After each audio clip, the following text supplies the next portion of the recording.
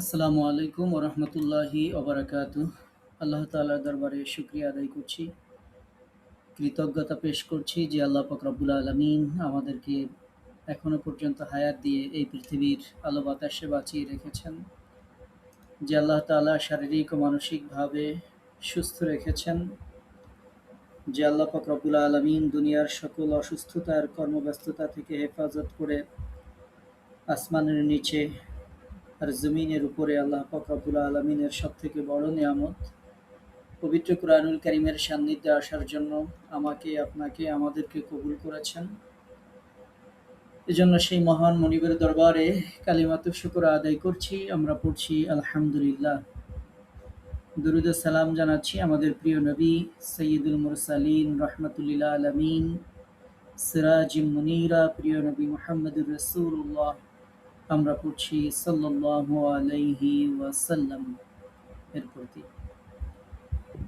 আল্লাহ তাআলার কাছে আমরা দোয়া করছি, মহান রব একান্ত মেহেরবানি করে আমাদের এই কোরআনের ক্লাসকে আমাদের দুনিয়ার জীবনে বরকত আর পরকালীন জীবনে আল্লাহ পাক রব্বুল আলামিন এই ক্লাসকে আমাদের মুক্তি ও নাজাতের ওসিলা হিসেবে কবুল করে নিন। আমরা পড়ছি আমিন। আমাদের আজকে দ্বিতীয় ক্লাস। আমাদের এই দ্বিতীয় ক্লাসে দেশ এবং দেশের বাইরে থেকে অংশগ্রহণকারী সকল ভাইয়া এবং আপুদেরকে আমাদের এই একাডেমি হুজুর একাডেমির পক্ষ থেকে স্বাগত জানাচ্ছি। আমাদের আজকের ক্লাসের আলোচ্য বিষয় হচ্ছে হরফ। যারা আমাদের ক্লাসে যুক্ত হয়েছেন মোটামুটি ম্যাক্সিমাম সবাই হরফ পারেন, বাট আজকের ক্লাসের এই 40 মিনিট সময়ের জন্য আমরা একটু মনে করি যে আমরা হরফ পারি না। এই না পারা মনে করে আমরা সামনে অগ্রসর হই, তাহলে সেটা আমাদের জন্য বেশি ইফেক্টিভ হবে ইনশাআল্লাহ। আপনারা সবাই পারেন। আমরা হরফগুলো আগামী ক্লাস থেকে আমরা তাজবিদ অনুযায়ী আপনাদের কাছে জিজ্ঞেস করব। তো তার আগে হরফগুলো আমাদের সবার সাথে পরিচিত করা দরকার। তো আমরা সেজন্য হরফগুলোকে এখন সবার সাথে পরিচিত করব। যদিও ক্লাসটা হরফের, তারপরেও নতুন কিছু শিখবেন ইনশাআল্লাহ। তো এই জন্য ধৈর্য ধরে মনোযোগের সাথে শেষ পর্যন্ত ক্লাসে থাকার জন্য অনুরোধ করছি। আমরা আজকে যে হরফ নিয়ে আলোচনা করব, এই আরবি হরফ শিক্ষা হলো কোরআনের সাথে সম্পর্ক গড়ে তোলার প্রথম ধাপ। অর্থাৎ আপনি এখন পবিত্র কুরআনুল কারীমের সাথে সম্পর্ক গড়তে যাচ্ছেন। আমরা যখন আরবি হরফ শিখছি, মানে আমাদের যে খুদাই কালাম, রবের যে পবিত্র কালাম, পবিত্র কুরআনুল কারীম, এই কোরআনের সাথে আপনার যে সম্পর্ক বিনির্মাণ হবে, সেই সম্পর্ক বিনির্মাণ হবে পবিত্র কুরআনুল কারীমের এই আরবি যে হরফগুলো আছে, এই হরফগুলোর মাধ্যমে। এজন্য আমরা বলি যে আরবি হরফ শিক্ষা হলো কোরআনের সাথে সম্পর্ক গড়ে তোলার প্রথম ধাপ। তো আমরা প্রথম ধাপেই আছি। যে আরবি হরফগুলো যে শিখে, সে আল্লাহর কালাম শুদ্ধভাবে তিলাওয়াত করার পথে অগ্রসর হয়। আমরা হরফগুলো গত তাজবিদের মাখরাজের ক্লাসে আমরা বলেছি যে হরফগুলো হচ্ছে মূল উপাদান যে কোনো ভাষার। তো আমরা যেহেতু আল্লাহর কালাম পবিত্র কুরআনুল কারীম আমরা তিলাওয়াত করব, তিলাওয়াতের পথে অগ্রসর হব, এজন্য আমরা সর্বপ্রথম হরফগুলো অনুশীলন করব, হরফগুলো শিখব ইনশাআল্লাহ। কুরআনুল কারীম শেখার ভিত্তি হলো আরবি হরফের সঠিক পরিচয় এবং উচ্চারণ। সঠিক পরিচয় জানতে হবে, সঠিক উচ্চারণ জানতে হবে, তখন এটি সঠিক হবে ইনশাআল্লাহ। আমরা আরও যে বিষয়গুলো শুরুতে স্মরণ করিয়ে দেই, আরবি হরফের প্রতিটি অক্ষর চিনে নেওয়া মানে পবিত্র কুরআনুল কারীমের প্রতিটি শব্দের দিকে এক ধাপ এগিয়ে যাওয়া। আপনি প্রত্যেকটি অক্ষর চিনছেন, মানে পবিত্র কুরআনুল কারীমে যেই শব্দগুলো আছে তার দিকে আপনি এক ধাপ এগিয়ে যাচ্ছেন। শুদ্ধভাবে আরবি হরফ শিখা ছাড়া শুদ্ধ তেলাওয়াত সম্ভব নয়। এজন্য ক্লাসটি খুবই গুরুত্বপূর্ণ। যদি আপনার এই হরফগুলো গতদিন আমরা যে মাখরাজ বলেছি, এই মাখরাজ অনুযায়ী সঠিক, সহি এবং শুদ্ধভাবে যদি আপনি এটা আয়ত্ত করতে পারেন, তাহলেই কেবলমাত্র পবিত্র কুরআনুল কারীম শুদ্ধভাবে তেলাওয়াত করা সম্ভব। যদি এটিতে কোনো গলদ থেকে যায়, তাহলে পবিত্র কুরআনুল কারীম শুদ্ধ তেলাওয়াত সম্ভব নয়। আমরা আপনাদেরকে রিকোয়েস্ট করব যে আজ আপনি একটি হরফ শিখুন, কাল আল্লাহর কিতাব সুন্দরভাবে তেলাওয়াত করুন। অর্থাৎ যে হরফগুলো আমরা শিখছি, প্রত্যেকটি হরফের যে পরিচয় আজকে আমরা দেখব, গতদিন যে মাখরাজগুলো শিখেছি সে অনুযায়ী যখন আমরা উচ্চারণ করব ঠিক মতো, তো এভাবে যদি আজকে আপনি একটা হরফ শেখেন, ইনশাআল্লাহ আগামীকাল, এই আগামীকাল মানে হচ্ছে আগামীকালকেই না, টুমরো না, এই আগামীকাল হচ্ছে উইদিন নেক্সট ফিউ ডেজ, সামনে কয়েকদিনের মধ্যেই আপনি ইনশাআল্লাহ সুন্দরভাবে তেলাওয়াত করতে পারবেন। আরবি হরফে দক্ষতা অর্জন করা মানে তাজবিদের পথে দৃঢ় ভিত্তি স্থাপন করা। আমরা দেখা যায় যে অনেকে হরফ পারি কিন্তু তেলাওয়াত সহি হয় না। কারণ হচ্ছে হরফগুলো তাজবিদ অনুযায়ী ঠিক নাই, মাখরাজ অনুযায়ী ঠিক নাই, সিফাত অনুযায়ী ঠিক নাই। ফলশ্রুতিতে আয়াতের অর্থ পরিবর্তন হয়ে যায়। এজন্য আরবি হরফে দক্ষতা অর্জন করা মানে তাজবিদের পথে দৃঢ় ভিত্তি স্থাপন করা। সুতরাং এটি যার যত সুন্দর হবে, সামনে তাজবিদের যে নিয়ম কানুনগুলো আসবে সেগুলো ইনশাআল্লাহ আপনারা খুব সুন্দর পারবেন। আমরা আপনাদেরকে স্মরণ করিয়ে দিতে চাই, কুরআনুল কারীমের প্রতিটি অক্ষর হলো নূর। সেই নূরের পথে প্রথম পদক্ষেপ হলো আরবি হরফ শিক্ষা। অর্থাৎ আপনি সেই নূর হাসিল করতে যাচ্ছেন। এজন্যই আমরা সবসময় আমাদের ক্লাসে আমাদের স্টুডেন্টদেরকে সবসময় আমরা অ্যাডভাইস করি যে পাক পবিত্রভাবে ক্লাসে যুক্ত হবেন। তাহলে ইনশাআল্লাহ খোদাই নূর আপনি হাসিল করতে পারবেন, কুরআনিক নূর আপনি হাসিল করতে পারবেন। তো এটি হচ্ছে প্রত্যেকটি অক্ষরকেই আমরা নূর মনে করে সেভাবে ইনশাআল্লাহ অগ্রসর হব। সঠিক মাখরাজে একটি হরফ উচ্চারণ করা পবিত্র কুরআনের প্রতি সম্মান প্রদর্শনের অন্যতম নিদর্শন যে আপনি পবিত্র কুরআনকে সম্মান করছেন। যখন আপনি ইলমে তাজবিদের নিয়ম অনুযায়ী সঠিক মাখরাজ সিফাত দিয়ে যখন হরফগুলোকে উচ্চারণ করছেন, তার মানে এটার প্রতি আপনার ভালোবাসা আছে, আন্তরিকতা আছে, শ্রদ্ধাবোধ আছে, আপনি এটাকে সম্মান প্রদর্শন করছেন।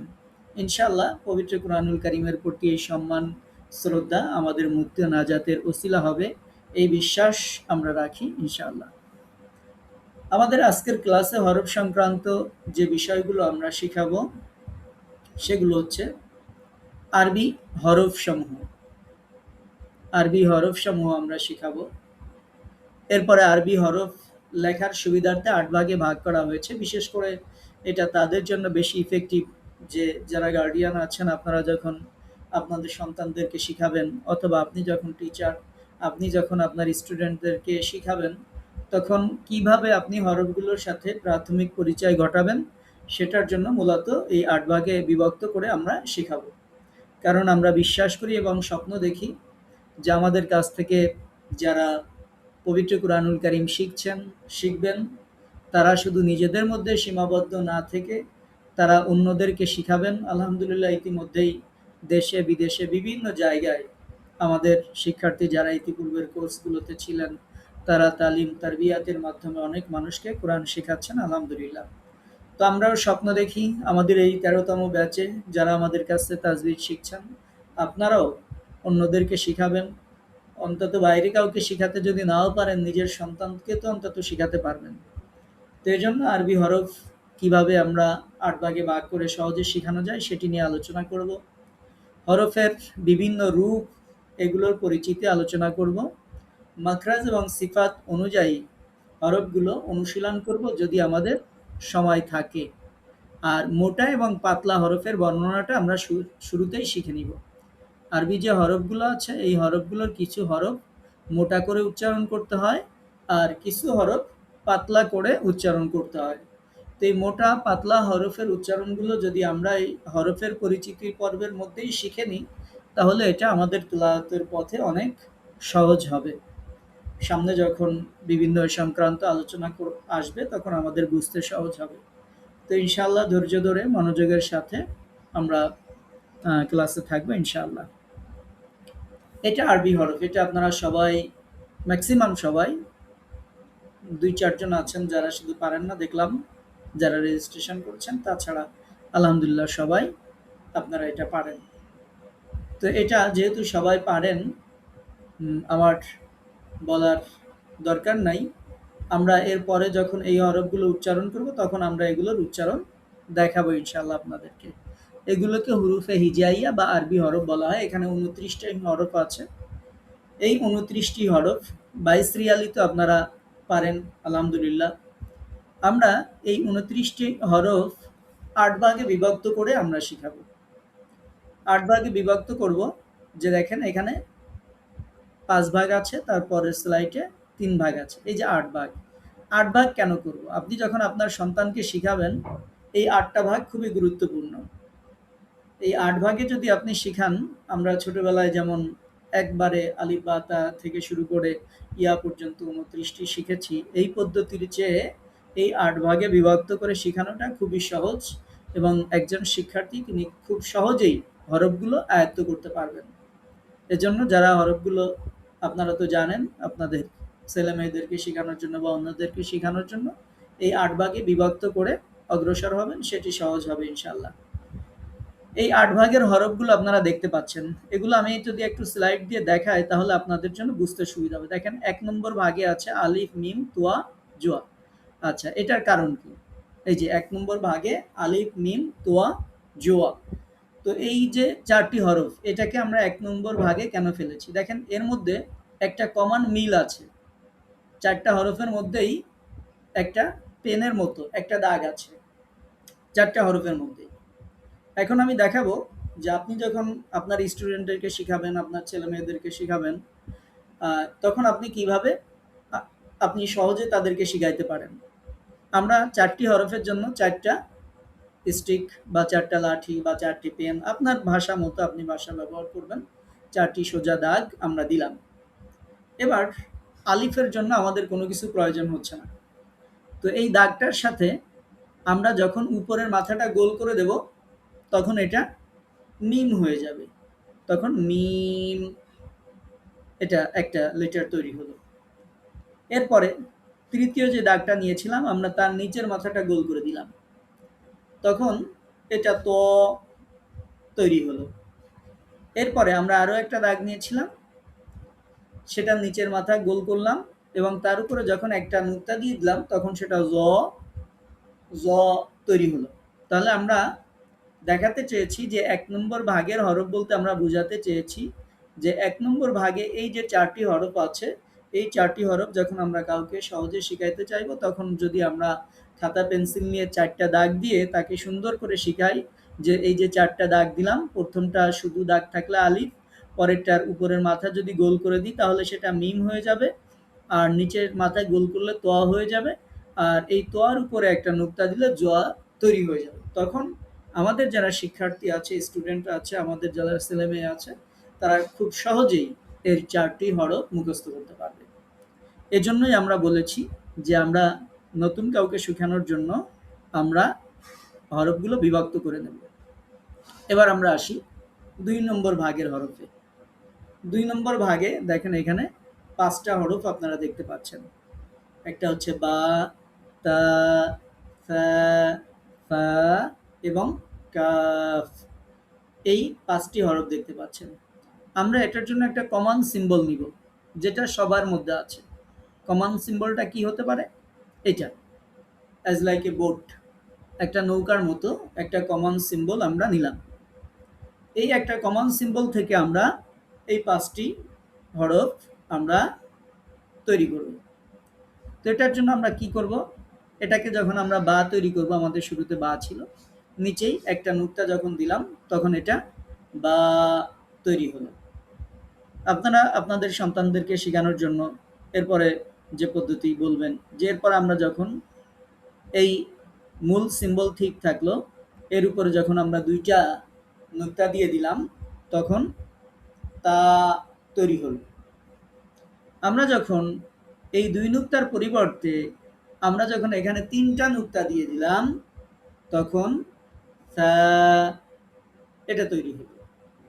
তো এভাবে যদি সামনে অগ্রসর হন, আপনাদের সন্তানেরা অথবা আপনাদের স্টুডেন্ট যারা থাকবে তারা ইন্টারেস্টের সাথেই হরফগুলো খুব স্বল্প সময়ে শিখে ফেলতে পারবে ইনশাআল্লাহ।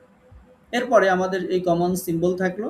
আমরা এবার ডান পাশের মাথাটাকে গোল করে দিলাম, উপরে একটা ফোঁটা দিয়ে দিলাম, নুক্তা দিয়ে দিলাম, তখন এটা তৈরি হলো ফা। তাহলে এভাবে আমরা এই হরফগুলো তৈরি করতে পারি। এবার আমরা তৈরি করব কাফ। আমাদের কমন সিম্বল ঠিক আছে। এরপর আমরা এটার ডান মাথাটাকে একটু লম্বা করে দিলাম, তখন এটা কাফ তৈরি হবে। তাহলে আমরা ২ নম্বর ভাগে যে হরফগুলো আমরা শিখলাম সেটা হচ্ছে ৫টা হরফ ছিল। ৫টা হরফ শেখানোর জন্য আমরা একটা কমন সিম্বল ব্যবহার করেছি। যেই ৫টা হরফের জন্য একটা নৌকার মতো একটা চিহ্ন আমরা ব্যবহার করেছি। এটা যখন নিচে একটা ফুটা দিচ্ছি তখন তৈরি হচ্ছে বা, যখন উপরে ২টা নুক্তা দিচ্ছি তখন হচ্ছে তা, যখন উপরে ৩টা নুক্তা দিচ্ছি তখন সা, যখন ডান মাথা আমরা একটু গোল করছি উপরে একটা নুক্তা দিচ্ছি তখন হচ্ছে ফা, এবং লাস্ট কাফ যখন আমরা ডান মাথাটা উঁচু করে দিচ্ছি তখন এটা কাফ হয়ে যাচ্ছে। তো এভাবেই আপনাদের ছেলেমেয়েদেরকে শিক্ষার্থীদেরকে শেখাবেন ইনশাআল্লাহ, তাহলে খুব সহজে আয়ত্ত করতে পারবেন। আমরা এবার ৩ নম্বর ভাগে আসি। ৩ নম্বর ভাগে এটা তো খুব সহজ, আপনারা দেখতে পাচ্ছেন এখানে ৩টা লেটার আছে। একটা হচ্ছে হা, খ এবং জিম। তো এই ৩টার জন্য আমরা আগের ২ ভাগের মতো একটা কমন সিম্বল নিব। সেই কমন সিম্বল হচ্ছে এটা। এরকম একটা কমন সিম্বল আমরা ৩টা লেটারের জন্য নিলাম। নেয়ার পরে আমরা এবার যখন উপরে একটা নুক্তা দিব তখন এটা খ তৈরি হবে।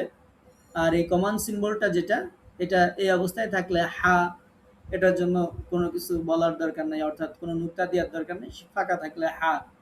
এই হায়ের উপরে যখন আমরা একটা নুক্তা দিচ্ছি তখন খ হচ্ছে, আর নুক্তাটাকে যখন নিচেই দিচ্ছি তখন জিম হচ্ছে।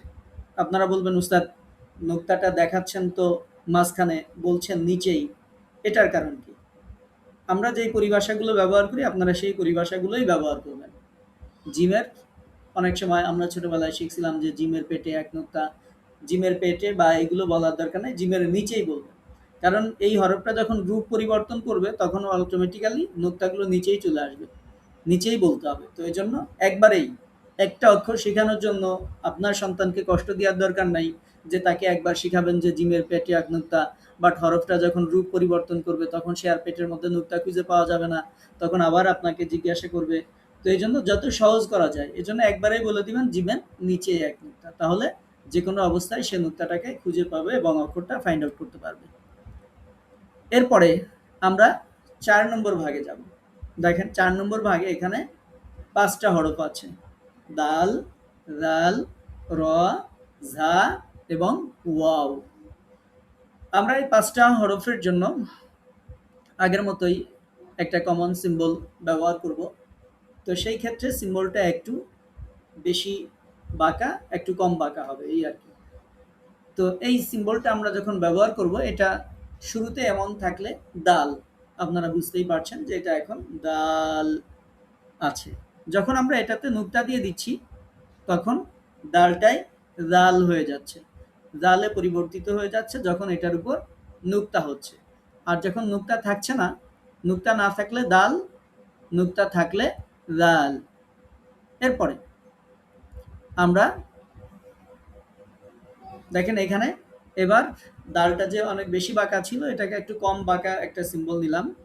যদি এরকম অবস্থায় থাকে তাহলে এটা র, যদি র এর উপরে একটা নুক্তা দেখা যায় তাহলে সেটা ঝা, যদি র এর উপরের মাথা গোল থাকে তাহলে সেটা ওয়াও।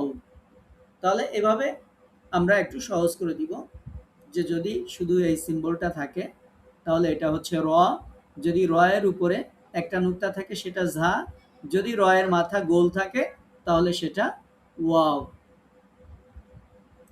এরপরে আমাদের ৫ নম্বর ভাগে আমরা আসলাম। ৫ নম্বর ভাগে ৪টা হরফ আপনারা দেখতে পাচ্ছেন, সিন, শিন, সদ এবং গদ, 4টা হরফ। এই 4টা হরফের জন্য আমরা একটা কমন সিম্বল নিই, যেই সিম্বল থেকে এই 4টা হরফকে বানানো যাবে। অর্থাৎ আপনার বাচ্চার খাতায় আপনি একটা সিম্বল এঁকে দিবেন। আপনার যে শিক্ষার্থী, যে স্টুডেন্ট যাকে আপনি কোরআন শিখাচ্ছেন, তার খাতায় একটা সিম্বল এঁকে দেবেন। সেই সিম্বলটা কি হতে পারে? সেই সিম্বলটা এরকম হতে পারে। আপনি জাস্ট একটা রাউন্ড, মানে হাফ একটা সার্কেল আপনি দিয়ে দেন। তো এরকম দেওয়ার পরে আপনি 4টা চিহ্ন দিয়ে তাকে দেখাইলেন যে আমরা 4টা চিহ্ন নিলাম বর্ণের খেলার মতো। এবার আমরা এটা দিয়ে অক্ষর তৈরি করব। এটার যখন ডান দিকে আমরা 3টা দাঁত, যেটা সহজে মানুষের মনে থাকবে আর কি, সেটার জন্য আমরা যদি ব্যবহার করি যে 3টা দাঁত আমরা সাথে যুক্ত করে দিলাম, তখন এটা সিন হবে। যখন এই 3টা দাঁত দিলাম, সিন হলো। এরপরে যখন এই মাথাটা আমরা একটু গোল করে দেব, তখন এটা সদ হবে।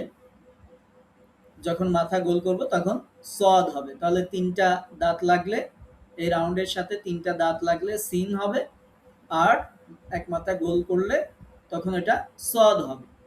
এবার সদের উপর যখন একটা নুক্তা দিলাম তখন এটা দোয়াদ হয়ে গেল, আর যখন সিনের উপর নুক্তা দিলাম তখন এটা শিন হয়ে গেল। তাহলে আমরা এই যে 4টি হরফ, আমরা আরেকবার দেখাই, এই 4টি হরফ আপনি যখন কাউকে শেখাচ্ছেন তখন 5 নম্বর ভাগের যে 4টি হরফ আপনি শিখাবেন, এটার জন্য আপনি একটা কমন সিম্বল নেবেন। এই সিম্বলটা নেবেন, নেওয়ার পরে আপনি তাকে বুঝাবেন, আপনার স্টুডেন্টকে, শিক্ষার্থীকে, আপনার সন্তানকে, যেটা ডান দিকে আমরা 3টা দাঁত দিয়ে দিলাম তখন এটা সিন হলো। যখন আমরা এটা ডান মাথা গোল করলাম তখন সওয়াদ হলো, এবং যখন সোয়াদের উপর নুক্তা দিলাম তখন দোয়াদ হলো, আর সিনের উপর যদি 3টা নুক্তা দিই তখন এটা শিন হলো। তাহলে সবাই হরফগুলো খুব সহজে আয়ত্ত করতে পারবে। এবার আমরা 6 নম্বর ভাগে যাব। 6 নম্বর ভাগে 3টা হরফ দেখতে পাচ্ছেন, নুন, কফ এবং লাম। এটার জন্য আমরা একটা কমন সিম্বল ইউজ করি। এটার জন্য আগেরটার মতোই এই চিহ্নটাই আমরা নিলাম। নেয়ার পরে আমরা এখন যেটি করব সেটি হচ্ছে এই 3টা লেটার তৈরি করব। দেখেন আমরা মাঝখানে একটা নুক্তা দিয়ে দিলাম, তখন এটা নুন হলো। নুনের ক্ষেত্রে আমরা উপরে নুক্তা বলবো, মাঝে বলবো না, যে নুনের উপরে। নুনের উপরে আমরা নুক্তা দিলাম, রাউন্ডের উপরে আমরা নুক্তা দিলাম, তখন এটা নুন হলো। এরপরে আমরা এর ডান পাশের মাথাটা গোল করলাম এবং উপরে 2টা নুক্তা দিলাম। আবার দেখাই, এটার ডান মাথাটা আমরা গোল করলাম আর উপরে 2টা নুক্তা দিলাম, তখন এটা হলো কফ। আর সর্বশেষ যে লেটার ছিল সেটা হচ্ছে জাস্ট ডান মাথাটা একটু লম্বা করে উঁচুতে তুলে দিলাম, তখন এটা লাম হয়ে গেল। দেখেন, এই মাথাটাকে জাস্ট একটু লম্বা করে উপরে তুলে দিলাম, তখন এটা লাম হয়ে গেল। তাহলে নুন, কফ এবং লাম, এটা আমরা শিখে ফেললাম 6 নম্বর ভাগে। এবার 7 নম্বর ভাগে 3টা হরফ আছে, হামজা, আইন এবং গইন। তো আমরা এটার কমন সিম্বল আপনারা দেখতেই পাচ্ছেন, উপরে যে মাথাটা আছে এটাকে আমরা নিব। জাস্ট আপনার সন্তানকে বুঝাবেন যে আমরা একটা উল্টা 2 দিলাম, 2টা উল্টা করে দিলাম। এই তো 2টা যখন উল্টা করে দিলাম তখন এটা হামজা হলো, আর যখন এই হামজার নিচের অংশটা আমরা একটু গোল করে লম্বা নিচের দিকে টেনে দিলাম তখন এটা আইন হলো, আর সেই আইনের উপরে যখন আমরা একটা নুক্তা দিলাম তখন এটা গইন হলো। তাহলে আমরা আবারও দেখাই যে এটা উল্টা একটা 2, এটা যখন উল্টা অবস্থায় আছে 2, তখন আমরা বলছি হামজা, আর যখন এটি নিচের মাথা আমরা একটু টেনে দিচ্ছি তখন এটা হচ্ছে আইন, আর সেই আইনের উপরে যখন আমরা একটা নুক্তা দিচ্ছি তখন সেটা হয়ে যাচ্ছে গইন। তাহলে আমরা 7 নম্বর ভাগ শেষ করলাম। বাকি থাকলো 2টা হরফ। এই 2টার খুব বেশি পরিবর্তন নেই, রূপ পরিবর্তন হবে, বাট এই 2টাকে আলাদা করে, যেহেতু হরফই 2টা, এই 2টাকে আর বানানোর মতো কিছু নেই, একজন হা আর একজন ইয়া। এটার জন্য এটার আর কমন সিম্বল নেওয়ার দরকার নাই। এটা জাস্ট একটু বুঝতে হবে, দেখতে হবে, চিনতে হবে, মনে রাখতে হবে। তো হা এখানে যে ফরম্যাটটা আছে এই ফরম্যাটের বাইরেও ব্যবহৃত হয়, বাট এই ফরম্যাটটা বেশি ব্যবহার হয় বলে আমরা এখানে হা এর এই ফরম্যাটটা নিয়েছি। ইয়াও এটার বাইরে ব্যবহৃত হয়, বাট এইভাবে বেশি ব্যবহৃত হয় যখন আলাদা আসে, এজন্য আমরা এটা নিয়েছি। তো এই হচ্ছে ৮ ভাগে। তো আমরা হরফগুলোকে আলিফ বা তা সা জিম হা এভাবে না শিখায় এই ৮ ভাগে বিভক্ত করে আমরা হরফগুলো শিখাবো। তখন দেখবেন যে আপনার সন্তান, আপনার শিক্ষার্থী খুব ইজিলি অ্যান্সার করতে পারছে। না হলে আলিফ বা তা সা ২৯ টি হরফ মুখস্থ করাবেন, এরপরে যখন উল্টাপাল্টা করে ধরবেন তখন কোনটা কোন হরফ এইটা বুঝতে তার ১ সপ্তাহ চলে যাবে। খেই হারিয়ে ফেলবে যে কোনটা কি, কোনটা কেমন। বাট আপনি যদি এভাবে ভাগ করে পড়ান তাহলে খুব সহজেই ইজিলি আয়ত্ত করতে পারবে যে কোনটা কোন হরফ। আমরা হরফ দেখাইলাম। এখন হরফের বিভিন্ন রূপের সাথে আমরা পরিচিত হব আজকে, এবং এই রূপগুলো আগামীকাল আপনাদেরকে বলতে হবে। আজকে যেমন আমি এখানে প্লে করছি এই লেটারগুলো, বাট আজকে আমি বলছি যে এটা কি এটা কি আমি বলে দিচ্ছি। বাট আগামী দিন হবে আমার পিকচারের স্লাইডে এরকম হরফ পেলে হবে, উঠবে। আপনাকে বলতে হবে এটা কোন হরফ, আপনাকে বলতে হবে এটা কোথা থেকে উচ্চারিত হয়। দেখে বলতে না পারলে, মানে মুখস্থ বলতে না পারলে দেখে বলতে হবে, কিন্তু বলতে হবে যে হরফ কি, কোথা থেকে উচ্চারিত হয়। তো সেজন্য আপনারা প্রিপারেশন নেবেন ইনশাল্লাহ। আজকে আজকেও আমি বলবো, বাট আগামী দিন থেকে আপনাদেরকে বলতে হবে। এভাবে আমাদের স্লাইডে দেখা যাবে, এরকম অক্ষর তৈরি হবে। আপনার মোবাইলে আপনি দেখতে পাবেন, ল্যাপটপে আপনি দেখতে পারবেন, এবং সেটার জন্য আপনাকে অ্যান্সার দিতে হবে। তো সেটার জন্য প্রিপারেশনের জন্য আমরা আজকের ক্লাসটাও রেখেছি যে আমরা হরফ শুধু সোজাসুজি দেখাবো না, হরফের পরিবর্তিত রূপগুলো আপনাদের কাছে জিজ্ঞেস করবো, যেহেতু আপনারা পারেন তারপরে একটু স্মরণ করিয়ে দেওয়ার জন্য। হরফের পরিবর্তিত রূপ এটা আমাদের বইয়ে আছে ৩৮ নম্বর পৃষ্ঠায়, আপনারা দেখতে পাচ্ছেন। তো এটার নাম হচ্ছে আলিফ। শুরুতে কিছু অ্যান্সার দিয়ে দিই যে এখানে আলিফ এরকম, এই যে ডান পাশে এটা হচ্ছে পূর্ণ নাম আরবিতে। এই যে হরফটাকে আমরা এরকম দেখি, এই যে আলিফ বা তা সা আপনাকে যেটাকে দেখছেন, এই হরফটাকে আরবিতে যদি পূর্ণরূপ লেখা হয়, বানান করে লেখা হয়, তাহলে এই যে এই লাইনটা, শুরুর লাইনটা। এজন্য দেখেন আমরা যখন হরফগুলো পড়ছি তখন আমরা বা, তা, সা একটু টেনে পড়ছি। তো আপনারা প্রশ্ন করতে পারেন যে উস্তাদ হরফগুলো কেন টেনে পড়ছেন? কারণ এই হরফগুলো যখন বানান করে লেখা হয় আরবিতে তখন এভাবে লিখতে হয়, এজন্য টেনে পড়তে হয়। আলিফ বলার সময় আমরা টানছি না, কিন্তু বা, তা, সা এগুলো দেখেন যে কেন টেনে বলতে হয়, এই বানানটা দেখলে বুঝতে পারবেন। এজন্য আরবি বানানটা আমরা ডান দিকে দিয়ে দিয়েছি। বাংলা এই লাইনে দিয়ে দিয়েছি, যে বাংলা উচ্চারণটা বাংলা দিয়ে কি হবে এটা এখানে দিয়েছি। পূর্ণরূপ, হরফের পূর্ণরূপগুলো এখানে দেওয়া আছে এই লাইনে। তৃতীয় লাইনে হরফের পূর্ণরূপগুলো দেওয়া আছে। চতুর্থ লাইনে দেওয়া আছে যে এই হরফগুলো যখন শুরুতে আসবে, শব্দের শুরুতে আসবে, তখন এই হরফগুলোর রূপ কেমন হবে, শুরুতে আসলে কেমন হবে। এরপরে পঞ্চম যে লাইনটা এখানে দেওয়া আছে, মাঝে যখন আসবে তখন কেমন হবে, এবং শেষে আসলে কেমন হবে সেটা শেষে দেওয়া আছে। আগামীকাল এগুলো আপনারা স্ক্রিনে দেখতে পাবেন একটা একটা করে, অথবা ফুল পিকচার সহ। তো আপনাদের বাই সিরিয়ালি প্রত্যেকের নাম ধরে ধরে আমি জিজ্ঞাসা করব ইনশাআল্লাহ। আপনাদেরকে বলতে হবে এটা কোন হরফ, কোথা থেকে উচ্চারিত হয়। তো সেটার জন্য প্রিপারেশন নেবেন, তবে ভয় নেই, মুখস্থ না পারলে দেখে বলবেন, এটা আগেই বলে দিচ্ছি। কারণ ভয়ে দেখা যাচ্ছে যে আমার স্টুডেন্টরা আবার পালায় গেল, যে আগামী দিন থেকে পড়া দিতে হবে। পড়া যা পারি না পারি উস্তাদের কাছে বলা আর এক কষ্টের ব্যাপার, ভয়ের ব্যাপার। তার থেকে দরকার নাই, কি দরকার? খাওয়া দাওয়া করে মোবাইলে একটু ফেসবুক দেখবো, ইউটিউব দেখবো, এটাই তো ভালো। আবার কেন এরকম হয়রানির মধ্যে যাব? এজন্য আগেই বলে দিচ্ছি, প্রশ্ন সহজ করে দিচ্ছি, যে মুখস্থ বলতে না পারলে দেখে বলবেন, নো প্রবলেম। আমাদের ক্লাসে আপনাকে মুখস্থ বলতে হবে এরকম কোনো শর্ত নেই। আচ্ছা, আমরা তাহলে পিকচারটা বুঝাইলাম। এবার আমরা আসি প্রত্যেকটা হরফ। তাহলে আলিফ পূর্ণরূপ এরকম, শুরুতে আসলেও তিনি এমনই থাকেন। আলিফটা যখন মাঝে আসেন তখন এরকম থাকেন, বা এরপরে দেখবেন লেটার লেখা হয়।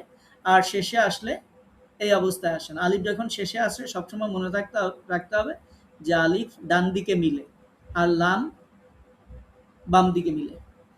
তো এই জন্য আলিফ আর লামের মধ্যে অনেকে গুলিয়ে ফেলেন, বাট এই শেষের ফরম্যাটটা চিনে রাখবেন। এরপরে বা যেটি, সেটার পূর্ণরূপ এরকম। আর শুরুতে যখন তিনি আসেন তখন দেখেন এর অর্ধেকটা প্যাটার্ন এসেছে, এই যে বা, বাকি অর্ধেক নাই, কিন্তু ওনার নুক্তাটা থাকবে, এটা মনে রাখতে হবে। তাহলে আমরা চিনব কিভাবে? আমরা দেখব যে একটা দাগের নিচেই একটা নুক্তা আছে, তখন আমরা বুঝবো যে একটা দাগের নিচেই যদি একটা নুক্তা থাকে এটার নাম বা। এবার দেখেন উনি যখন মাঝে আসেন এই লেটারটা, তখন কি হয়? তখনও এক দাগের নিচেই এক নুক্তাই থাকে, দুই দিকে মিল করা থাকে। আর তিনি যখন শেষে আসেন, শব্দের শেষে, তখন এটার পূর্ণ রূপ যেমন আছে এটা সংযুক্ত অবস্থায় এরকমই আসে। এরপর একটা তা আছে, তা এই লেটারটাও খুব সহজ। এটা এক দাগের উপরে দুইটা নুক্তা থাকবে শুরুতে আসলে, মাঝে আসলেও এক দাগের উপর দুইটা নুক্তা, আর শেষে যদি আসে তাহলে এটার পূর্ণ রূপ থাকবে। সা, যেটি সায়ের উপরে তো তিনটা নুক্তা আপনারা দেখতেই পাচ্ছেন, তো সা যদি শুরুতে আসে এক দাগের উপর তিনটা নুক্তা থাকবে, সা যদি মাঝে আসে এক দাগের উপর তিনটা নুক্তা থাকবে, দুই দিকে মিল করা থাকবে, আর শুরুতে আসলে শুধু বাম দিকে মিল করা থাকবে, শেষে যদি আসে তাহলে ডান দিকে মিল করা থাকবে, বাট এটার পূর্ণ রূপ আসবে। তো এগুলো নিয়ে আমি আর বেশি কথা বলছি না, যেহেতু আগেই বলেছি যে আমার যারা কোর্সে রেজিস্ট্রেশন করেছেন 210 জনের মতো, তো আলহামদুলিল্লাহ তার মধ্যে 10 জনও নাই যারা এগুলো পারেন না, মাত্র কয়েকজন পেয়েছি যারা এগুলো পারেন না, বাকি সবাই পারেন। এজন্য এটা নিয়ে আমি আর খুব বেশি কথা বলছি না। এরপরে জিম, জিম এটা পূর্ণরূপ। জিম শুরুতে আসলে এই যে জিম, আমি কেন বলছিলাম তখন যে জিমের নিচেই এক নুক্তা পড়াইতে হবে বাচ্চাদেরকে বা শিক্ষার্থীদেরকে, এই যে দেখেন এখনই এই যে জিম এটা, তো এখন জিমের নুক্তা কোথায় আছে? নিচে। এজন্য আমরা একবারেই শিখাবো যে জিমের নিচেই এক নুক্তা। হ্যাঁ, তো এটা হচ্ছে শুরুতে আসলে এটা জিম, যদি মাঝে আসে তাহলে এটা দুই দিকে মিল থাকবে, শুরুতে আসলে বাম দিকে থাকবে, আর শেষে আসলে জিমের পূর্ণরূপই ব্যবহৃত হয়। ডান দিকে মিল থাকে বাট শেষে পূর্ণরূপ থাকে। হা শুরুতে আসলে হায়ের এই সিম্বলটা তো আপনারা শিখে ফেলেছেন, এই সিম্বলটাই শুধু থাকবে, কোনো নুক্তা থাকবে না। যদি মাঝে আসে এই সিম্বলের দুই দিকে মিল করা থাকবে, শেষে থাকলে হায়ের পূর্ণরূপ থাকবে। এরপরে যেটা খ, খ শুরুতে আসলে এই সিম্বলের উপরে একটা নুক্তা থাকবে, মাঝে আসলে তার উপরে এক নুক্তা থাকবে, দুই দিকে মিল করা থাকবে, আর শেষে আসলে বোঝাই যাবে কারণ তিনি পূর্ণরূপ, পূর্ণ অবস্থায় তিনি থাকবেন, এজন্য শেষে আসলে তো বোঝাই যাবে যে খ তার পূর্ণরূপই আসে। এরপরে দাল, এই স্লাইডে যে হরফগুলো দেখা যাচ্ছে এই হরফগুলো আসলে শেখার কোনো কিছু নেই, এগুলো শুরুতেও যা, মাঝেও যা, শেষেও তা, অর্থাৎ এগুলো আপনার স্টুডেন্টকে না শিখাইলেও সে পারবে। এগুলো যদি কাউকে না শেখানো হয় তবুও কোনো সমস্যা নেই। এই স্লাইডে যে লেটারগুলো দেখতে পাচ্ছেন দেখেন, এটার দালের পূর্ণরূপে এরকম, শুরুতে আসলে এরকম, এই হরফগুলো স্বাভাবিকভাবে কখনো মাঝে আসে না, এবং শেষে আসলেও এই একই রকম, শুধু ডান দিকে মিল করা থাকবে। তার মানে দাল, দাল, র, ঝা, এই হরফগুলো সবসময় ওনারা যেমন পূর্ণরূপ যেমন সবসময় শুরুতে, মাঝে, শেষে যেখানেই আসুক একই রকম থাকেন, এটা মনে রাখতে হবে। এরপরের স্লাইডে একটু বুঝতে হবে। এই স্লাইডে যে হরফগুলো আপনারা দেখতে পাচ্ছেন এই হরফগুলো আমরা বলেছিলাম যে সিনে হচ্ছে 3 দাঁত, তো পূর্ণরূপ এটা সিন, এটার পূর্ণরূপ এটা। তো মাঝে থাকলে এই 3 দাঁত আছে কিনা এটা দেখতে হবে, তো মাঝে যে 3 দাঁত থাকবে দুই দিকে মিল করা থাকবে, আর শেষে আসলে এটার পূর্ণরূপ থাকবে, ডান দিকে মিল করা থাকবে। শিন 3 দাঁতের উপর 3টা নুক্তা, তো শুরুতে আসলে বাম দিকে মিল করা থাকবে, 3 দাঁতের উপর 3টা নুক্তা থাকবে, শুধু এই গোল অংশটা থাকবে না। শিন তখন এটা 3 দাঁতের উপর 3টা নুক্তা থাকবে, দুই দিকে মিল করা থাকবে, আর শেষে এটার পূর্ণরূপ ব্যবহৃত হয়। সদ, স এটা বলার সময় স্বরটা পোর হবে, মোটা পাতলা হরফ একটু পরেই আসতেছে যে কোন হরফগুলো মোটা করে উচ্চারণ করতে হয়, কোন হরফগুলো পাতলা করে উচ্চারণ করতে হয়, কেন মোটা হয় কেন পাতলা হয় এই আলোচনা একটু পরে আসবে। তো আমরা জাস্ট এখনই বলে দিচ্ছি যে সদ যখন আমরা পড়বো তখন এটার আওয়াজটা পোর বা মোটা হবে, সদ। এটা বলে দেওয়ার কারণ আছে, কারণটা আমরা আজকেই বলছি না, যেহেতু শুরুতে বেশি আমরা তাজবিদের নিয়মগুলো বলবো না, এরপর আস্তে আস্তে এই নিয়মগুলো আপনারা পেয়ে যাবেন ইনশাআল্লাহ। তো তো সদ শুরুতে আসলে এরকম, মাঝে আসলে দুই দিকে মিল করা থাকবে, শেষে এটার পূর্ণরূপ থাকবে। দদ আমরা দেখাবো যে কোন হরফগুলো মোটা, কোন হরফগুলো পাতলা।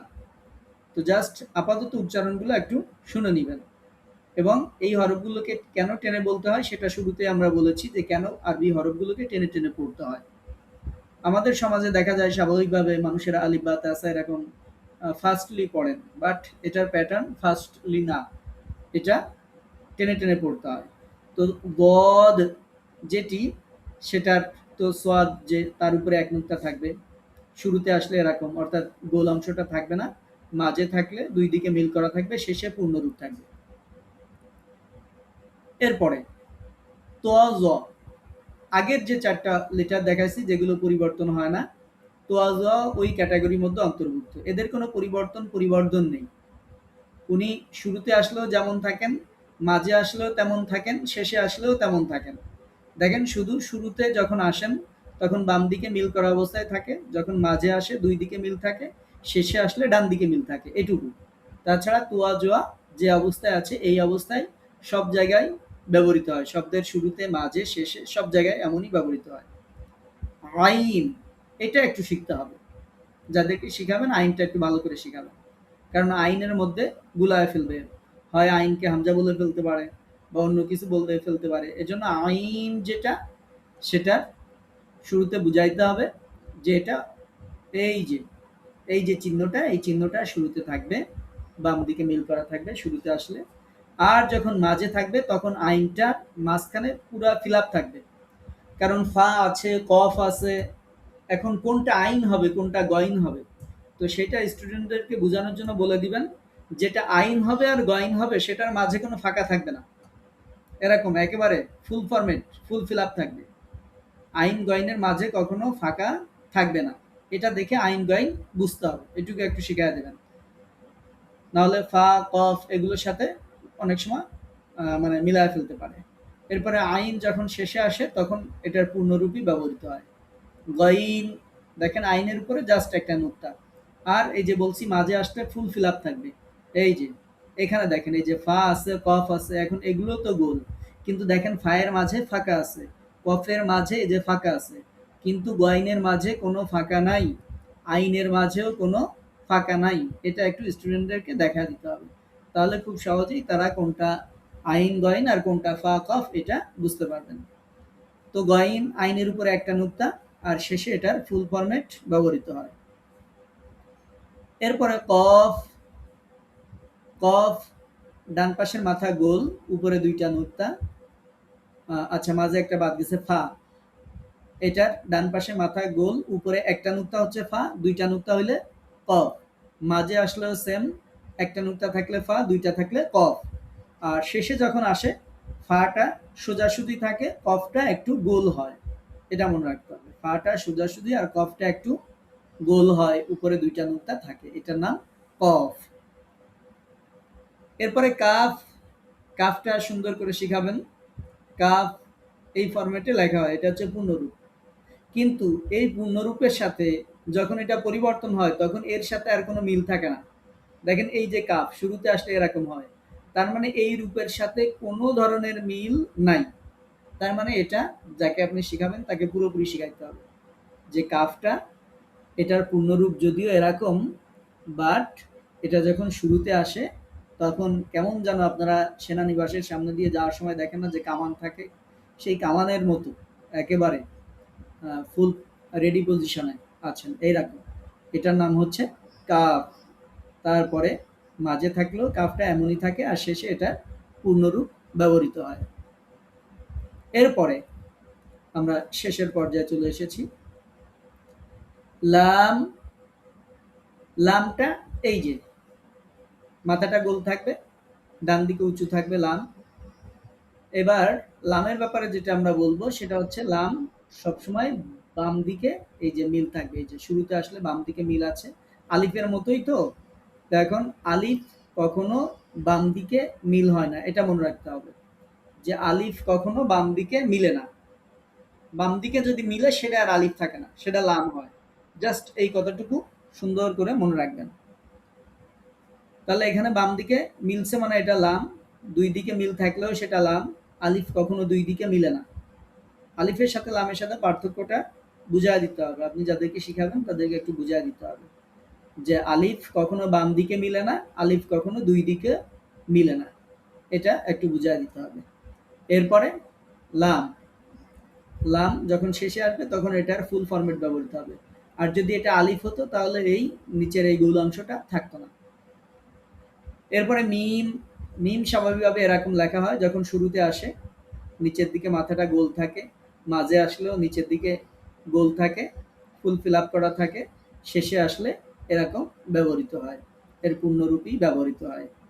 নুন, নুনটা হচ্ছে বা তা সা এগুলোর সাথে সামঞ্জস্যপূর্ণ।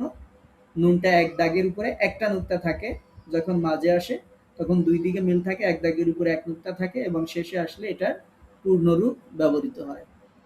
এবার আমরা শেষ স্লাইড আমাদের ওয়াও। ওয়াও শুরুতে মাঝে শেষে যেখানেই আসুক তিনি তার হাল হকিকাতেই থাকেন, এর কোনো পরিবর্তন নেই। হা, হাটা পরিবর্তন হয়। দেখেন হাটা এখানে গোল একটা ডাবের মতো যখন আলাদা আসে, আবার যখন শুরুতে আসে তখন এর মাঝখান দিয়ে একটা কাটা থাকে গোল, তার মাঝখান দিয়ে একটা দাগ দেওয়া থাকে। আবার যখন মাঝে আসে তখন দেখেন উপরে একটা অংশ থাকে, নিচে একটা অংশ থাকে। অন্য কোনো লেটার যেগুলো আপনারা পড়েছেন যেমন ফা, কফ, আইন, গাইন, সেগুলো কিন্তু হয় উপরে আছে, মিমের সময় নিচে আছে, কিন্তু কেউ দুই দিকে নাই। তো যেই অক্ষর দুই দিকে থাকে তার মানেই হচ্ছে এটার নাম হা।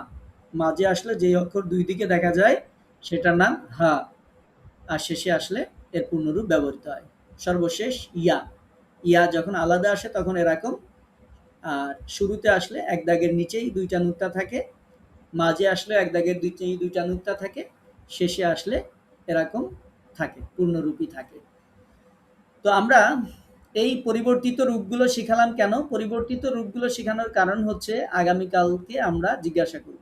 এই যে অনুশীলন দেখতে পাচ্ছেন, এই অনুশীলন আজকের দিনে আমরা দিচ্ছি না, আগামী দিন আমরা এই অনুশীলন, আগামী দিন মানে হচ্ছে আগামী ক্লাসে, আগামী ক্লাসে আমরা এই অনুশীলনগুলো প্লে করব। একটা একটা করে দেখা যাবে, আপনার স্লাইডে একটা একটা করে আপনার সামনে আসবে, আপনাকে বলতে হবে এই লেটারটা কি, কোথা থেকে উচ্চারিত হয়। তো এটা প্রিপারেশন নেবেন কোন জায়গা থেকে? এটা প্রিপারেশন নেবেন আমাদের বইয়ের পৃষ্ঠা নম্বর 41, 41 নম্বর পৃষ্ঠা থেকে প্রিপারেশন নিয়ে আসবেন।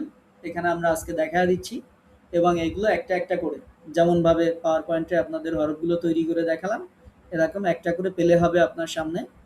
তো তখন আপনাকে বলতে হবে কোনটা কোন লিটার। এক, দুই নম্বর হচ্ছে কোনটার মাখরাজ কোথায়। আমরা যে মাখরাজ পড়াইছিলাম, মাখরাজ মানে হরফের উচ্চারণ কোথায়, প্রোনাউন্সিয়েশন পয়েন্ট কোথায়, কোন হরফ কোন জায়গা থেকে উচ্চারণ হচ্ছে বা হবে, এটা বলতে হবে আগামী ক্লাস থেকে ইনশাল্লাহ। তো সেভাবে সুন্দর করে প্রিপারেশন নিয়ে আসবেন। আজকে আমাদের একটু সময় আছে, আমরা চাইলে আজকে শুরু করতে পারি, বাট আজকে সবাইকে শেষ করা সম্ভব হবে না, এজন্য আমরা জাস্ট দেখা দিচ্ছি, আপনারা একটু প্রিপারেশন নিয়ে আসেন, তাহলে আপনাদের জন্য সহজ হবে। এই যে এখানে যেমন কোনটা হা, কোনটা মিম, কোনটা শিন, এগুলো একটা একটা করে প্লে করা হবে, আপনাকে মাখরাজ সহ সুন্দর করে বলতে হবে। তো এই জন্য আগামী ক্লাসে এটা দেখে আসবেন। আমরা এরপর যে বিষয়টা আলোচনা করব সেটা হচ্ছে মোটা পাতলা হরফের বর্ণনা। এটা খুবই গুরুত্বপূর্ণ, একটু খেয়াল করে শুনবেন ইনশাআল্লাহ। আমরা যখন কাউকে হরফ শিখাচ্ছি তখন শুরুতে আমরা শিখায় দিব যে কোন হরফগুলো মোটা পড়তে হয়, কোন হরফগুলো পাতলা পড়তে হয়। আপনাদের মনে কনফিউশন থাকতে পারে, প্রশ্ন থাকতে পারে, উস্তাদ একজন স্টুডেন্ট যাকে শুরুতে আমি হরফ পড়াইলাম তাকে যদি শুরুতে মোটা পাতলা হরফ শিখায় পারবে কি পারবে না? পারার দরকার নেই, তার মাথার মধ্যে থাকবে যে কিছু হরফ মোটা করে পড়তে হয়, কিছু হরফ পাতলা করে পড়তে হয়, এটা মাথার মধ্যে থাকতে হবে। যিনি কোরআন তেলাওয়াত করবেন তার মাথার মধ্যে এটা থাকতে হবে। তো এটা থাকার জন্য কাউকে যদি শুরুতে শিখায় দেওয়া যায় তাহলে সেটা খুব সহজ। না হলে সে যখন এক ধরনের শিখে সামনে অগ্রসর হবে তাকে আবার কারেকশন দিবেন, আবার শিখাবেন যে এইগুলো মোটা করে পড়তে হয়, ঝামেলা। তার থেকে আমরা শুরুতে যেই দিন তাকে হরফ শিখাবো সেই দিনই তাকে শিখায় দিব যে আরবি 29টি হরফের মধ্যে 10টি হরফ মোটা করে পড়তে হয় আর বাকি 19টি হরফ পাতলা করে পড়তে হয়, এটা শুরুর দিন শিখায় দিতে হবে। এখানে একটা পরিভাষা আমরা ইউজ করেছি, হুরুফে মুস্তালিয়ার ৭টি হরফ। আপনারা বলবেন, "উস্তাদ, একজন স্টুডেন্ট তিনি কি শুরুর দিনে এই হুরুফে মুস্তালিয়া কি এটা বুঝবেন?" বোঝার দরকার নেই। এই নামটা শুধু তার মাথার মধ্যে থাক যে সে একবার জীবনে এই নাম শুনছিল যে হুরুফে মুস্তালিয়া নামে কোনো একটা জিনিস আছে, খাইতে হয় না, মাথায় দিতে হয়, যা কিছু হয় একটা কিছু করতে হয়, বাট হুরুফে মুস্তালিয়ার নামটা শুনছিলাম। এটা আমাদের সামনে কাজে লাগবে। এটার বহু কাজ আছে কোরআন তেলাওয়াতের ক্ষেত্রে। তো এই জন্য হুরুফে মুস্তালিয়া নামটা মুখস্থ করার দরকার নেই, সে শুধু শুনবে, সে শুধু পড়বে যে হুরুফে মুস্তালিয়ার ৭ হরফ। তো সেই ৭ হরফ হচ্ছে খ, সদ, দদ, গইন, ত, কফ এবং ল। এগুলোকে সরাসরি মোটা করে পড়তে হবে। এখানে ৭টা হরফ আছে, এই ৭টা হরফকে সরাসরি মোটা হবে। আচ্ছা, এখন আমি এখানে লিখে দিয়েছি আমাদের বইতে যে এই শব্দটি মনে রাখুন। অনেকে তো হরফগুলো উলট-পালট, তো মনে রাখতে সমস্যা হতে পারে। তো এইজন্য আমরা ছোটবেলায় মুখস্থ করছিলাম যে খুসরা দ গ তিন কিজ, এভাবে মুখস্থ করছিলাম এবং এটা এই শব্দটা সহজ। খুসরা দ গ তিন কিজ এটা মনে থাকলে কিওয়ার্ড আরকি। এই কিওয়ার্ড মনে থাকলে এই হরফগুলো হরফে মুস্তালিয়ার হরফ, এটা হরফে ইস্তিলা, এটা মনে থাকবে। তো এই যে এখানে এই যে ৭টি হরফ, যারা সহজে মনে রাখতে চান তারা এই ওয়ার্ডটা মনে রাখবেন। আর যারা অক্ষর ভেঙে ভেঙে মনে রাখতে পারবেন তারা তো আরো ব্রেন ভালো, তারা অক্ষরগুলো মনে রাখবেন যে এই ৭টা হরফ সবসময় মোটা করে পড়তে হয়, এভরি টাইম, এভরিওয়্যার, যে কোনো সময় যে কোনো জায়গায় এই হরফগুলো সর্ব অবস্থায় মোটা হবে, এর কোনো পাতলা টাতলা হবে না, এটা মনে রাখতে হবে। বাকি আছে ৩টা হরফ ১০টার মধ্যে, র, লাম এবং আলিফ। এই ৩টা হরফ কারণবশত মোটা করে পড়তে হবে। কারণবশত মোটা করে পড়তে হবে বলেছি, তার মানে মোটা করার কিছু কারণ পাওয়া যাবে, সেই কারণে মোটা করতে হবে। আবার যখন এই হরফগুলো পাতলা করার কারণ পাওয়া যাবে তখন আবার পাতলা পড়তে হবে। তার মানে এই ৩টা হরফ হচ্ছে এমন হরফ যেই হরফ মোটাও হয়, যেই হরফ পাতলাও হয়। সেরকম হরফ কয়টা? সেরকম হরফ ৩টা, র, লাম এবং আলিফ। এই ৩টা অক্ষর আলাদা করে শিখতে হবে যে এই ৩ হরফ উচ্চারণের সময় মোটাও হয়, পাতলাও হয়। তো কারণগুলো এখানে লিখে দিয়েছি যে কারণগুলোর সামনে বিস্তারিত আলোচনা করা হবে। মানে এই র হরফ নিয়েই আমাদের একটা ক্লাস আছে। লাম অক্ষর কিভাবে উচ্চারণ করতে হবে এটা নিয়ে আমাদের ক্লাস আছে। তো এখন বাকি থাকলো আলিফ। আলিফটা কেন মোটা হয়, পাতলা হয় সেটা আমরা বলে দিব। তো এরপরে দেখেন আমরা একটা নোট দিয়েছি যে জেনে রাখা ভালো, এই হরফগুলো জবর অবস্থায় পুরোপুরি মোটা হবে, পেশের অবস্থায় সামান্য কম, জেরের অবস্থায় তার চেয়ে কম মোটা হবে। এখন বলবেন, উস্তাদ এত কি মনে রাখা সম্ভব যে এটা কখন পুরোপুরি মোটা, কখন একটু কম, কখন তার চেয়ে একটু কম হবে? এটা যারা ইলমে কেরাত ফলো করেন, যারা কারি সাহেবদের মধ্যে তেলাওয়াত করবেন তারা ফলো করবেন। বাট এটা যদি আমরা এত বেশি ফলো নাও করি, তেলাওয়াতের জন্য কোনো সমস্যা হবে না, অর্থের কোনো পরিবর্তন হবে না, তেলাওয়াতও গয়রে সহি হবে না। বাট আমরা এই জন্য লিখে দিয়েছি যে জেনে রাখা ভালো। মানে আপনি যদি জেনে রাখেন তাহলে ভালো, যদি না জানেন তাতেও সমস্যা নেই, বাট জেনে রাখা ভালো। এই ভালোর জন্য আমরা এটা উল্লেখ করে দিয়েছি যে একটা জিনিস আপনি জানবেন সেটা পুরোপুরি জানেন। এবার আমরা পাতলা হরফগুলোতে আসি। পাতলা হরফগুলো হচ্ছে ১৯টা। এই ১৯টা হরফ, ওই যে ১০টা বাদে বাকি যে ১৯টা আছে সেই ১৯টা হচ্ছে পাতলা হরফ। যেমন বা, তা, থা, জিম, হা, দাল। এখন আপনারা বলবেন, উস্তাদ পাতলা আর মোটা কি? এটা তো বুঝলাম না। দেখেন, পাতলা আর মোটা বোঝানোর জন্য খুব সহজ করে বুঝায়। আমরা এখানে মনে করেন বা আছে, বাতে আমরা জবর দিলাম। এখন যদি বা জবর ব পড়ি তাহলে এটা মোটা হলো, এটা সঠিক হলো না। বা জবর বা, মুখটা ফাঁকা থাকবে, এটা হচ্ছে পাতলা, যে আ উচ্চারিত হচ্ছে, প্রত্যেকটা উচ্চারণের সাথে আ হচ্ছে, হ্যাঁ। আর যখন মোটা হচ্ছে তখন দেখেন খ জবর খ হচ্ছে, অ হচ্ছে, আ হচ্ছে না। সোয়াদ জবর স হচ্ছে, তো জবর ত হচ্ছে। তো এই যে ত, খ, এটা হচ্ছে, কিন্তু পাতলাগুলোতে অ হচ্ছে না, পাতলাগুলোতে উচ্চারণের শেষে আ আসছে। যেমন তা, তা, তা যাব তা, সা যাব সা। এই হচ্ছে মোটা পাতলার পার্থক্য। আর যখন আপনাদের কাছে শুনবো, শিখাবো, তখন আরো সুন্দর করে ইনশাআল্লাহ আমরা প্র্যাকটিসে নিয়ে আসবো ইনশাআল্লাহ, আরো সুন্দর করে দেখায় দিব। তাহলে এই হচ্ছে মোটা পাতলা। একটা আলোচনা আমাদের বাকি থেকে গেছে, এটা আপনাদের প্রশ্নের মধ্যে থাকতে পারে, এজন্য আমি আগেই ক্লিয়ার করছি যে র আর লাম না হয় বললাম যে কারণ আছে, কারণে মোটা পড়তে হবে, কারণে পাতলা হবে, এই দুইটা ক্লাস আমরা সামনে নিব। আর আলিফ যেটা আছে, এই আলিফটাও কেন মোটা হয়, কেন পাতলা হয়, এই পুরা শুধু এক আলিফ পড়ার উপরেই আপনাদের একটা ক্লাস নিব। যে কোরআনে যত আলিফ আপনারা দেখেন, কোনো জায়গায় আলিফ লামের সাথে আলিফ আছে, কোনো জায়গা হরফে শামসিয়া কামারিয়াতে আছে, বিভিন্ন জায়গায় বিভিন্ন রকম। তো এই আলিফটা কখনো দেখেন যে জের জবর কিছুই নাই, উনি দাঁড়ায় আছেন, তো এই আলিফটাও কিভাবে পড়তে হয় সেটার জন্য আমরা ক্লাস নিব, আলিফের উপরেই একটা ক্লাস নিব ইনশাআল্লাহ। তো সুতরাং চিন্তার কোনো কারণ নেই, এই তিনটা হরফ কেন পাতলা হয়, কেন মোটা হয়, সেই কারণগুলো আমরা সামনে শিখাবো। আপাতত মনে রাখবো যে 10টি হরফ মোটা হয়: খ, সদ, গদ, গইন, ত, কফ এবং জ। র, লাম, আলিফ, এই তিনটা কারণবশত মোটা হয় আর কারণবশত পাতলা হয়। আর এই 10টার বাইরে বাকি যে হরফগুলো আছে সেই হরফগুলো সর্ব অবস্থায় পাতলা করে পড়তে হয়।